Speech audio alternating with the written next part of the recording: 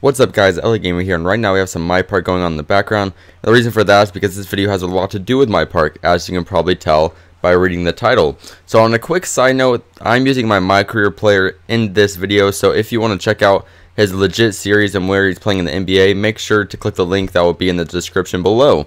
But anyways, for the reason that you guys probably clicked on this video is because you want to see how you win in MyPark games, because I see a lot of teams losing and a lot of people don't know what you need to do to win. And so I'm going to give you kind of the tips right here. So first off, what you want to do is gather friends. Now I understand this might be difficult for some of you non-social players, or for those who just don't have a lot of friends that play on that system, and I understand, because realistically it can be tough to gather a group of people that you want to play with, especially all at the same time. But you always want to be working with people you know, because that totally leads to step 2 and 3. Step 2 is establish what you're good at. Now you really want to find out what you and your friends have a knack for. Now first off, just because you have a high stat in something does not mean you're good at it.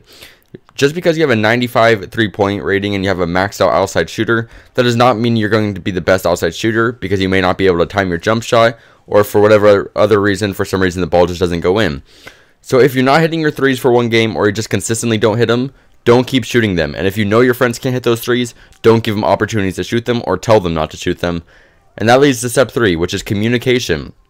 Make sure that if you're open and you feel like you have an opportunity to get the ball in the basket, or any other situation where you need somebody to help you on defense or something, communicate. There's no way your friends know what you're thinking unless you guys are super close and you know they have like the same mindset as you. You need to communicate with them to make sure that you guys are on the same wavelength. Otherwise, bad things will happen. You'll play weak defense, and or you will not be able to get enough points. And that's kind of the main reasons you want to communicate with your friends to try to get the optimal results. So step 4 is L2 defense. Now if you guys don't know, defense may be the toughest thing in MyPark. Offense is pretty simple as long as you know what you're doing, but defense is probably the toughest thing that people experience in MyPark. And that's why I have a simple solution for you guys. Click L2 when you're playing man-to-man defense, because L2 makes you play like lock-on defense. Now, if you have a guy who is really fast, just hold on to him tight, stay close to him, and always make sure to stay in front of your man. If you're playing L2 defense and you're not near your man, he'll be able to run right outside of you. So if you're playing L2 defense, stay close to your man, stay on him, and make sure that he does not get around you. Because this also helps with something that is known as the back and forth cheese. As you have probably experienced if you played enough MyPark games, there are plenty of people who like to just run left and right until they eventually get an open shot, and then they just shoot the 3, which is extremely irritating. But for me, it never works, because I use this L2 defense strategy, and I recommend you guys use it as well. Now another way to stop this cheese, and another way to play great defense, leads to rule number 5, which is no jumping. Jumping on defense does not help you whatsoever. Now realistically, if you stay in front of your man, you're going to stop them, even if you don't jump. Now I understand getting a block is awesome and you feel so great when you do it, but getting the stop is what is more important. Because if you miss that block and you press triangle and you're up in the air, you give your guy a free opportunity to charge the basket, and where they will most likely capitalize. The only time I recommend you jump is if they're in the paint and there's no other way you can really stop them. And otherwise, I mean, if you're on the perimeter, just don't jump. It won't really help you at all. If you're in their face, they're going to miss 90% of the time, and that's the type of results you want to get. So step 6, you just saw it happen on the screen. Throw alley-oops. Now you may have thought back and forth cheese was the most dominant move in the game. It's not. Alley-oops is. Alley-oops are almost unstoppable.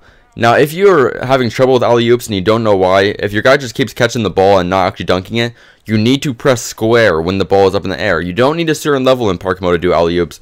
Just press square when the ball is in the air. Make sure to hold on to it and your guy will dunk it. Don't think there's anything else to do with it. So yeah, that's a really big move in this game. You've probably seen a lot of people utilize it because it's really effective. And it's really something you guys need to try.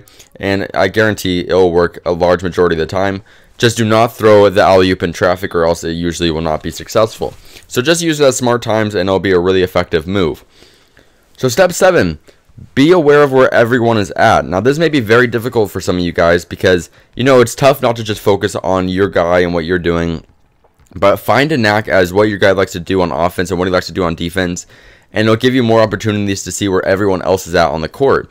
For example, if you're on offense and you charge the paint and you get double teamed, that means somebody is going to be open. So for example, if I'm charging the paint usually somebody will double team. And if that happens, I'll just pass it out to my open man, and you got to put faith in your teammates to hit their shots. Otherwise, you won't be able to win games. Now, that leads to the next part. Don't be selfish. That's rule number 8. Don't be selfish. If you're selfish, you're not going to win games. Eventually, players are going to double team you or triple team you, and you're going to have an open man. If you don't trust them to make the shot, you're not going to win games. If you're getting double teamed or triple teamed, don't take the shot. Pass it out to the open man, and then you just got to put the faith in them to hit the shot. And more often than not, they'll succeed, they'll hit the shot, and they'll put you in a position to win. So you just have to have confidence in your teammates, and that plays a big role with knowing who they are, your friends and all that stuff, and establishing what they're good at. So those rules come into play there. So next up, now this is a funny rule. Taunt. That is rule number 9. Taunting is actually a really smart thing to do. If you are a high enough level to do jump shot celebrations, just do that. Start just laughing at them or do something. And if you're not high enough level to do jump shot celebrations, just quickly tap circle and your guy will flop on the ground. Now, I understand this can be really stupid at times, so you probably don't want to do it every single time. Be aware of what game plan they're running, and if they're trying to play fast break offense, don't taunt.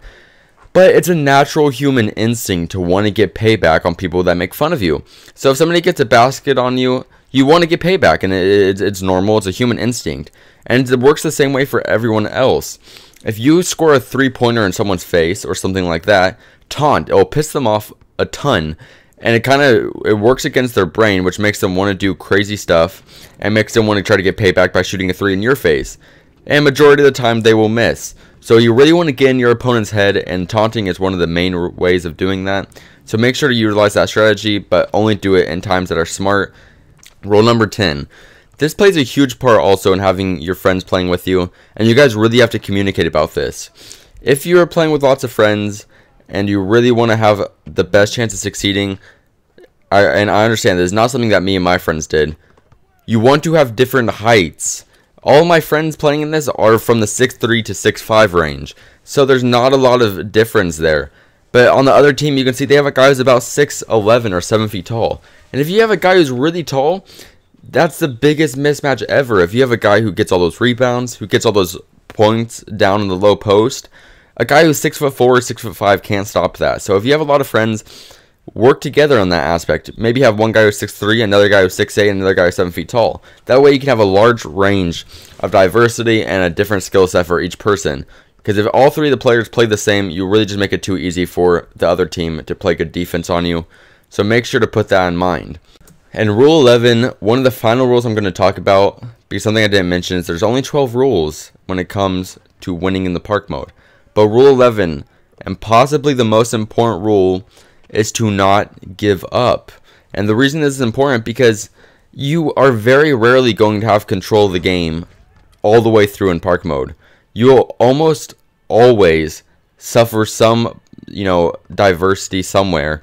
And there's going to, you're not going to be in the lead every single time you play a park mode game. It's just how it is. Now, I understand that's difficult to wrap your head around, and you may think you're very good at park mode, and you may be. I'm not going to discredit that. But there's definitely times where you're going to play guys who have the lead against you. And if you get upset and you get in your own head, you're not going to be able to bounce back, and you're not going to be able to win the game. And that's something that's really important. If you guys really just give up after you are down by 1 point, you're not going to win games. You got to have that perseverance, and you got to have faith in your teammates. If you have really good friends, you guys got to talk to each other. You got to be like, oh, if somebody hits a 3 in your face, be like, oh, that's all right, man. So it'll keep their attitude up, so they don't feel like they have to get payback. They don't feel like they have to do anything stupid to redeem themselves. Make sure to make them feel good, so they don't just feel like otherwise they're going to feel like trash, honestly. Now, step 12, and the most important step at all, is hit those game winners, because if you hit the game winners, you're going to feel like a badass, and you're going to want to win every single game after that. Now, something that is special about my character is he is the guy who hits the game winner every single game. My guy is masterful at hitting those game-winning threes, and it's just beautiful. I just want to tell you right now, there's no better feeling than hitting the game-winning 3, because just check this out. You pull up in 2 men's face, you hit the game winner, and you win, and that's beautiful. So if you guys enjoyed, please click that like button below. Make sure to comment your opinion in this video, and if you want to see more videos like this, also make sure to subscribe to stay tuned to 2K videos and other videos I got coming up.